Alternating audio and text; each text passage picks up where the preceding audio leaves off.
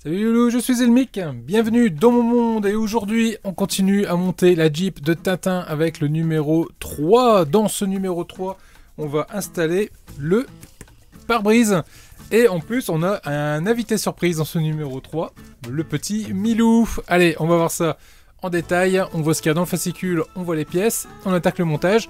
Et avant de commencer, n'hésitez pas à vous abonner si ce n'est pas déjà fait, à mettre un pouce en l'air pour faire monter la vidéo dans l'algorithme de YouTube et de partager cette vidéo autour de vous. Je fais confiance à vous les loulous, vous êtes au top. Allez, on passe au montage comme d'habitude dans les conditions du direct. Et hop, on est parti. Numéro 3 de Tintin, la Jeep lunaire. Hop, je vous mets ça correctement. Voilà, on est pas mal. Dans ce numéro 3, on a... Je vais retirer ça pour le moment. Voilà. Ça me gêne plus qu'autre chose. Les coulisses de l'aventure de Tintin. Toujours très beau papier, très beau fascicule. Ouais, je kiffe. Franchement, je kiffe. Votre miniature, modèle réduit. C'est pas commun non plus d'avoir autant de détails, autant de photos sur la miniature qu'on est en train d'assembler. Donc ça, c'est plutôt un très bon point. Le petit Milou qu'on a également dans ce fascicule, regardez-moi ça, on le regardera un peu plus en détail après, mais franchement il est magnifique ce petit Milou. Le montage, toujours aussi clair, toujours aussi propre, et on verra ensemble que lorsqu'on va venir assembler le montant du pare-brise ici, on va mettre un peu de graisse, un peu d'huile sur les pas de vis pour faciliter le serrage, et surtout on va pas serrer trop fort, sinon on va venir casser le tube ici, et ça serait dommage. Prochain numéro, la roue, ça sera l'occasion d'une prochaine vidéo. Alors, niveau pièces, voilà, hop. Voilà tout ce qu'on a ici. On a le montant du pare-brise qui est une pièce en métal de très bonne facture. On voit ici, là, très bonne gestion de la sorte de virgule, on va dire, les jambes de force du pare-brise qui sont bien représentées. On a également le pare-brise en lui-même qui est juste là, hop là, avec sa vitre dessus qu'on va essayer de ne pas rayer. Plutôt sympa, très beau rendu également. On a aussi ici, hop, ce qui fait office de joint et qui est en caoutchouc, c'est une sorte de caoutchouc dur. Donc c'est complètement dans le thème du joint, il n'y a pas de souci avec ça. On a également les bâtis ici qui serviront à la manipulation du pare-brise. C'est des pièces en métal. Donc on en a de longues et de courtes. Que je vais mettre de côté. On a également des vis. Hop. AS3 que je prépare, que je mets de côté tout de suite. Hop. Des vis AS5 également.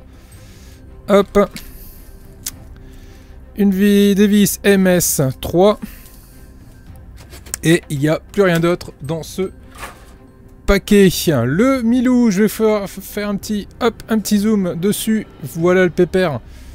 Il est top. Franchement, il est hyper bien rendu, hyper réaliste. Quand on le regarde de face comme ça, c'est Milou. Il n'y a pas à dire. Il n'y a pas à tortiller du cul pour chier droit, comme on peut dire.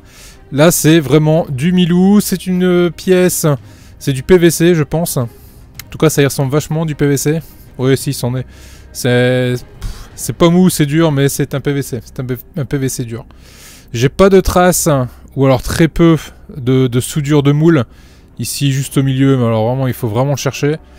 Et il a son petit cul. Son cul qui est marqué.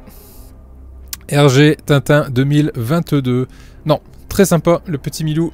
Très sympa. On va pouvoir le mettre de côté parce qu'il ne servira... malheureusement il va pas servir tout de suite, donc on va le mettre de côté dans une petite boîte pour le protéger de la poussière parce qu'il est blanc, ce serait dommage de le salir, et puis bon, on se le met de côté et il servira très bientôt. Allez, on continue le montage avec le pare-brise et notamment on va commencer gentiment par tout ce qui peut être sur notre pare-brise, l'articulation de ce dernier.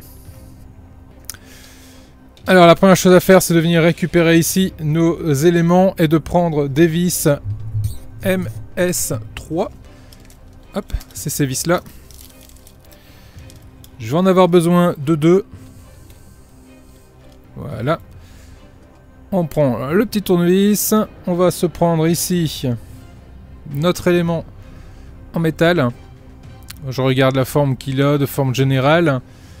Ok, donc il a un côté bombé qui est ici et un côté plat qui est juste là. Donc le côté plat va se mettre vers l'extérieur. On vient récupérer la plus grande pièce qui est ici, qui elle par contre est plate dans les deux sens. Donc on va mettre le côté plat face au côté plat de la petite pièce. Voilà, de cette façon-là. Le côté bombé vers l'extérieur. Et on va venir mettre une vis au milieu. Une vis MS3. Hop, je la positionne et je la visse.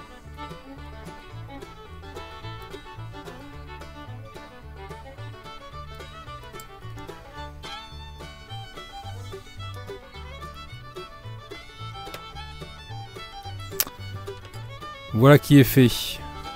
C'est vissé, c'est serré et on s'assure qu'on a bien le côté bombé ici et ici à l'extérieur par rapport à la tige qui est là. Ok, pour ce côté-là, on est pas mal. On va faire pareil de l'autre côté. On récupère notre pièce, on repère le côté bombé, on va venir visser hop, de l'autre côté. On va venir mettre la petite vis en place. Et on vient visser.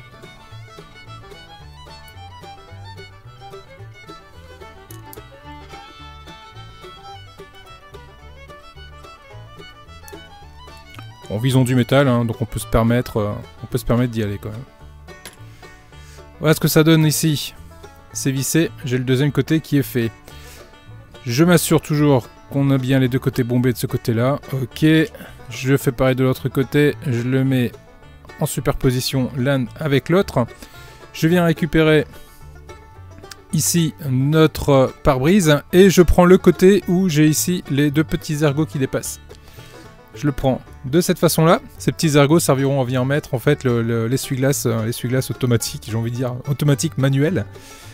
On va venir mettre cette pièce-là à l'intérieur de celle-ci et on va venir mettre une vis AS23 également. Enfin, je dis également, mais en fait non, c'est pas la même. Il va m'en falloir deux. Voilà. Et je vais devoir venir visser la branche du côté intérieur. Voilà. C'est pas ce qui va être le plus simple.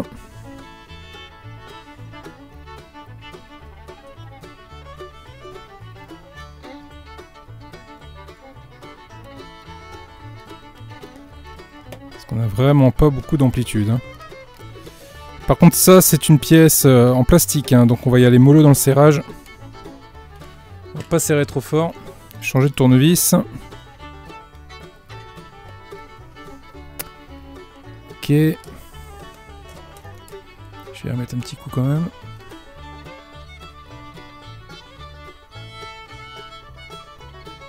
Voilà. J'insiste pas. C'est suffisamment serré et la manipulation est suffisamment difficile. Donc c'est tout bon. Je n'insiste pas. Je fais pareil de l'autre côté. Je suis en train de me dire que je l'ai monté. Oui, je l'ai monté à l'envers celle-ci. Je l'ai monté à l'envers. Le bras qui est là doit être de l'autre côté. Allez hop, on le redémonte. Comme ça en même temps je vous montre ce qu'il ne faut pas faire.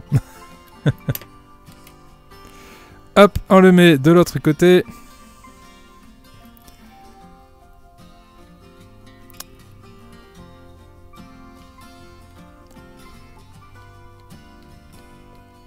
Et on le revisse. Voilà. En fait, vous devez voir les deux têtes de vis. Ok. Je fais pareil de l'autre côté. La tête de vis face à moi.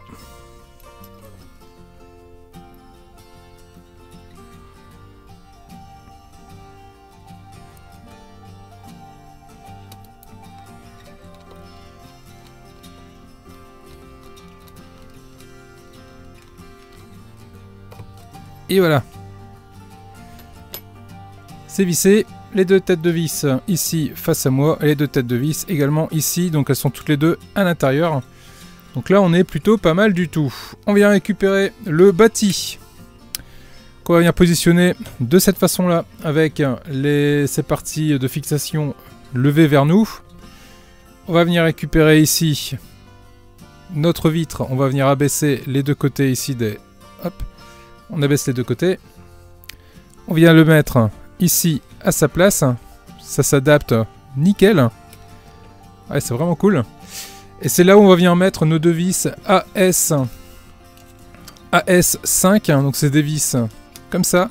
Donc normalement quand on vise en du plastique, souvent je vous dis ça ne sert à rien de mettre de l'huile.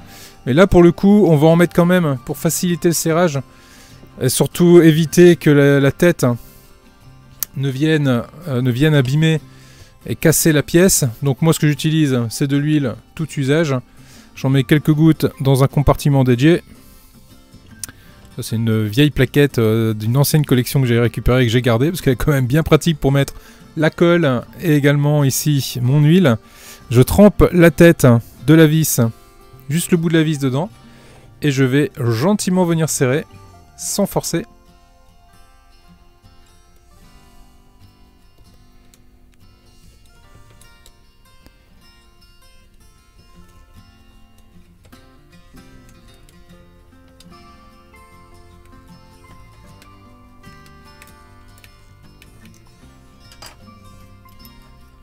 Je change de tournevis parce que celui-là que j'ai en fait le noir, la tête n'est pas très adaptée. Hop, je l'ai serré mais pas trop. Bon là du coup ça s'est barré, je le remets correctement. On va faire pareil de l'autre côté. Je viens tremper ma vis dans l'huile. Et je viens gentiment la mettre en place et la serrer. De cette façon-là, la vis se met toute seule, sans que ça force. Et hop, dès que je sens une résistance, je n'insiste plus. Voilà ce que ça nous donne ici, de chaque côté. Mes vis sont à leur place et j'ai pas cassé la pièce, ce qui est quand même le plus important. Si malgré tout vous venez à casser quand même cette pièce, il vous reste juste à appeler Hachette, leur dire qu'il y a un défaut sur la pièce et ils vous renverront du coup un numéro 3 dans le prochain colis si vous êtes abonné. Si vous êtes en presse, certaines presses acceptent que vous rapportiez le numéro avec le défaut et ils prennent en SAV en fait et vous avez un nouveau numéro. Ils le font pas tous, renseignez-vous bien avec votre presse, sinon... Reste l'abonnement qui est quand même au niveau SAV le top du top. Il n'y a pas à dire. Mais bon. Allez, on continue. On vient lever légèrement la vitre. Alors je vais vous reculer un petit peu. Voilà. Parce que là, c'était un peu trop près. On recule la vitre. On lève le système qui est juste là. Et on va venir la mettre en place. Ici, dans le trou qui est juste prévu ici. On le met en face à face et on vient récupérer une vis. Alors c'est une vis DS3. MS3, j'ai du mal moi avec les lettres aujourd'hui, dites donc. J'en récupère deux, il m'en faut qu'une. Donc là pareil, je vais visser dans du métal par contre. Donc je peux ne pas mettre d'huile, mais je vais mettre un peu d'huile pour le coup. Hop, j'en mets un petit peu au bout de ma vis. Je la positionne comme il faut devant le trou. Et ah, puis ma vis ça s'est barré forcément. Mettre un peu d'huile sur les doigts. Et je viens visser.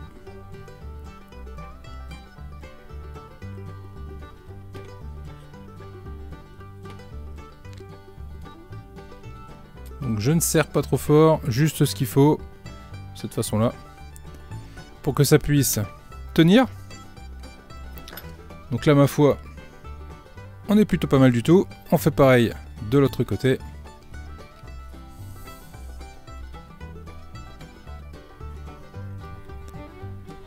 Hop, je viens le mettre à sa place. Je prends ma vis.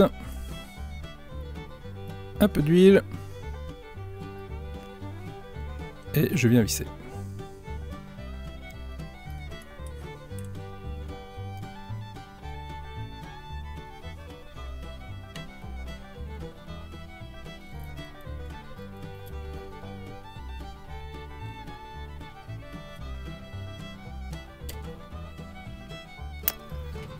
Ok, voilà qui est fait.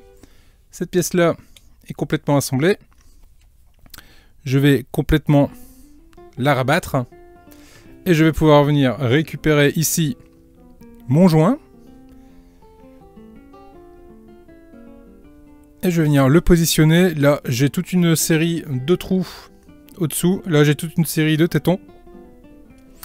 Donc, il va plus me rester qu'à déjà regarder un peu la forme du joint pour venir l'adapter au mieux à la pièce. Et d'enfoncer tous les tétons dans les trous.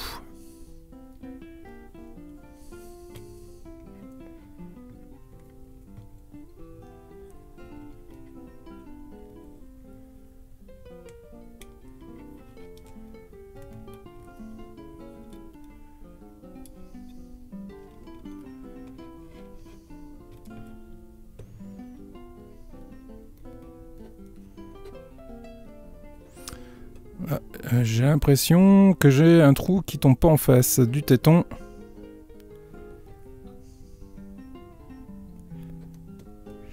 Alors est-ce que c'est parce que je l'ai monté à l'envers? Je ne pense pas. Je pense l'avoir mis dans le bon sens.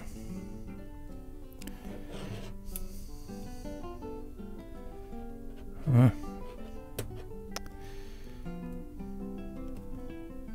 Voilà. Ouais. Faut insister un peu, hein. C'est une pièce en caoutchouc, hein, donc bon. Il n'y a pas trop de soucis avec. On doit pouvoir jouer un peu avec pour la faire rentrer. Voilà ce que ça nous donne. Cette partie-là est mise. Et j'ai ma vitre qui est mobile. Et que je peux gentiment ouvrir. Voilà. Que je peux gentiment ouvrir. Et elle va tout à fait tenir à sa place. Et voilà qui est bien sympathique. Et voilà qui termine ce numéro 3. Je bascule sur la caméra, hop là, qui est juste là. Et voilà ce que ça nous donne niveau pièce. Très sympathique, très jolie pièce. Rien à dire. Cette collection de la Jeep Lunaire est partie pour être quelque chose de vraiment top. Bon, par contre, la vitre, on voit pas forcément très bien au travers. C'est un peu opaque. Mais bon, apparemment, Professeur Tournesol, ça ne le gênait pas. Voilà les loulous, voilà ce qu'on pouvait dire sur ce numéro 3 de Tintin. N'hésitez pas à vous abonner, vidéo, pouce bleu, partager, tout ça. Merci à tous, plein de bisous, je vous dis à vendredi pour le live, prenez soin de vous. Ciao les loulous.